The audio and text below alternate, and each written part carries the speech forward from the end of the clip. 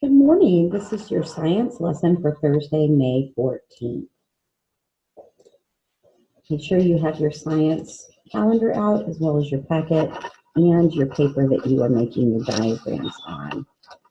So we're going to start by looking at our calendar like we always do. Our standard we're looking at is I can understand the interdependence of ecosystems, including their cycles. And that includes the water cycle, the nitrogen cycle, the carbon cycle, and the photosynthesis, as well as food webs and food chains. All right, we're going to start with our carbon cycle and photosynthesis videos. Please make sure you do take the time to watch those. We're going to read a plant puzzle and do a diagram showing both of our new cycles. There's a bunch of optional videos in here today, so if you're interested in learning about the greenhouse effect, there's a really good video you can watch. And there's also a really cool online simulation. I know you guys looked at that green simulations from our force and motion unit and our space unit. There's a really cool one on the greenhouse as well. And we're going to finish our ERQs. Hopefully by this time in the week, we are able to collect some plant data, but I'll post a separate video about that. All right, so we are on Thursday. Table where we can see. We're going to do our pre-reading strategies and our during reading strategies.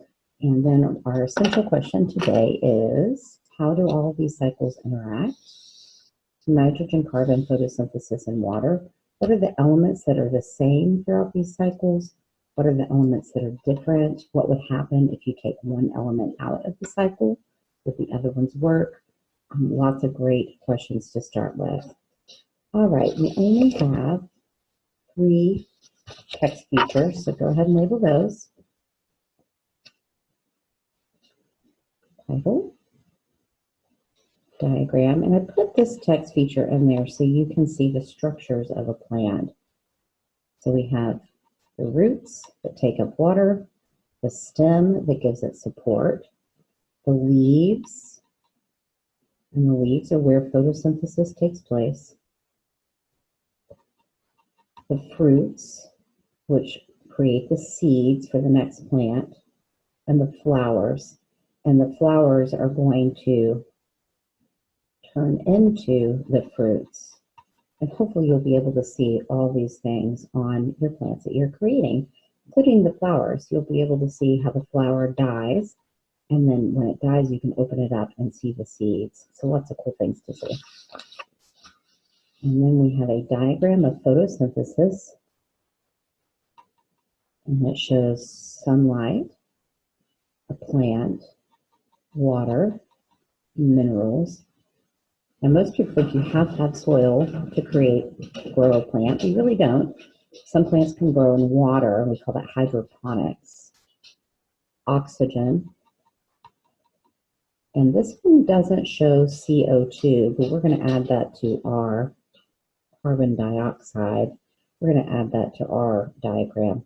And then sugars, and that's what it's going to make. So we'll make our diagram a little more developed. All right, we're going to pre-read. Oh, what genre is this? It's science. Not all of these. It could be a biography or an autobiography, but it's not. It is informational or expository. So it's going to inform you about plants. All right, so we're going to go through and reread. I don't think there's too much in here we need. Environments. Carbon dioxide, photosynthesis, and I think that's it. All right, so at this point, you're either going to stop and read it on your own using your reading strategies of writing questions in the margin, highlighting key ideas, writing summaries next to the paragraphs, or you're going to read it with me, close read fashion. So remember, when I pause, you read the next word, or you're welcome to go to ReadWorks and either read it or listen to it online. All right, here we go. Living things like animals and need energy to survive, and people eat food for energy, but most plants use that they get from sunlight. When you look at plants such as a flower, or what do you might notice their stems, trunks, leaves, roots, but how do they grow? What are they made from? How did the plant make those parts? Life is a puzzle, and many people don't all agree on how life or why it exists.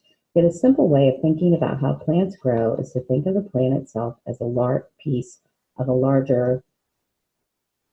All right, and there's really only one main idea there. What do plants use to make their energy? Yeah, sunlight. This is our key idea. Do you remember what we call these types of organisms? Producers, because they produce energy. Each plant is a part of its unique. Different environments could be oceans, forests, deserts, or cities. Each environment also has its own, which is partially based on how much sun and rain an area receives every year. Since only certain grow in hot, cool, wet, or dry climates, each is made up of types of plant life. A desert may grow palm trees and cacti, while a may grow tall or oak. All right, we're going to pause here. What do you think would be the key idea? So talking about ecosystems, and how does this relate to plants?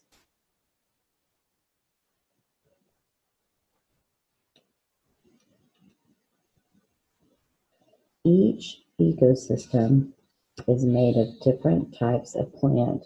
And remember, an ecosystem is all the living and non-living things. So plants is one of really key components of an ecosystem. In order for a plant to, it needs three very important puzzle pieces: water, carbon dioxide, and plants use their roots to take in water from they use their leaves to take in sunlight and carbon dioxide from the air. Plants use these three puzzles to make their own in a process called using the energy from the sun. Plants convert water and carbon dioxide into this sugar feeds the plant's growth in the process, the plant releases oxygen into the air. All right, so what are some of the key ideas? Really, this whole thing is key, but let's pick out just one or two, maybe three really important things. So what all is needed for photosynthesis?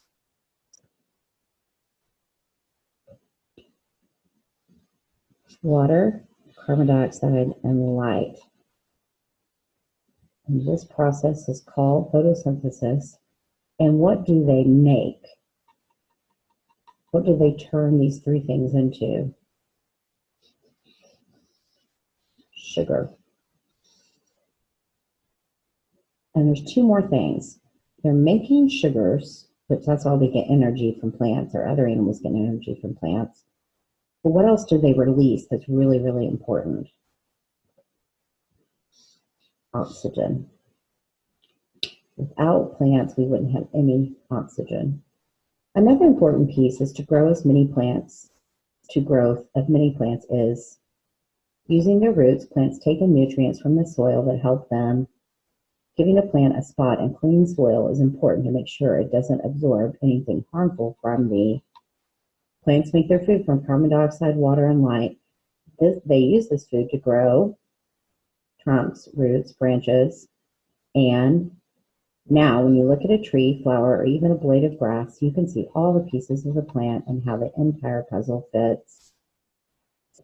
All right, so what is the job of the plants? So every structure in an organism has a job or function. What is the structure of the roots?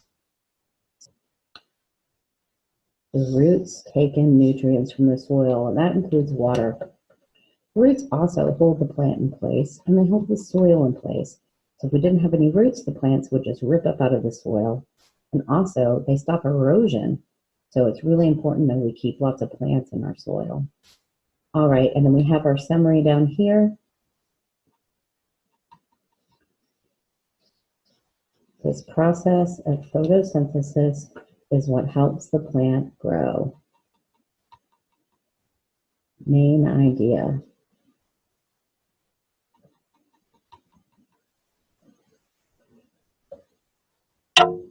All right, so we're going to jump to our diagram. And this is for Thursday, May 14th. We have two diagrams today. There's the carbon cycle and photosynthesis.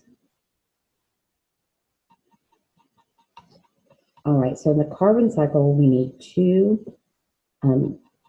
different things. We need a plant,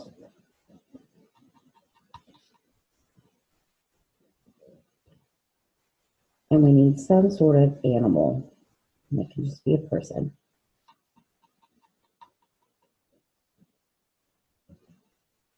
All right, so what do we breathe in? Oxygen. And if you want the fancy science word for this, you don't have to write this one down, but this is a little added trivia. When we breathe in, it's called respirate, or respiration is the thing. Respirate is the verb. I'm going to draw a little to show he's breathing in. And what do we breathe out? Carbon dioxide. So the plants release oxygen through photosynthesis that we use when we take in the oxygen and respirate, and when we breathe out carbon dioxide. The plants need the carbon dioxide to perform photosynthesis. All right, and plants actually, when they respirate, they release a little bit of carbon dioxide as well. Did you know that plants respirate or breathe? That's pretty cool. They actually respirate more at night, which is interesting. All right, so now we need photosynthesis. I'm going to draw my little plant again. And we said there's three things we need. Sun, water, and carbon dioxide. And don't forget, we need roots. So all these are going to be used by the plant, and the plant is going to release oxygen and make sugars. And the sugars are deep in the cells of the plant, and that's why we chew the plants, and then we get the energy in our stomach, because the sugars give us energy. Now, sugars are a term, we think of sugar as the white powder. This is more energy. You can think of it as energy of plants. Something I was just going to say that I forgot. Plant, CO2, oxygen, sugars. Oh, all this happens, in case you're curious, in the leaf.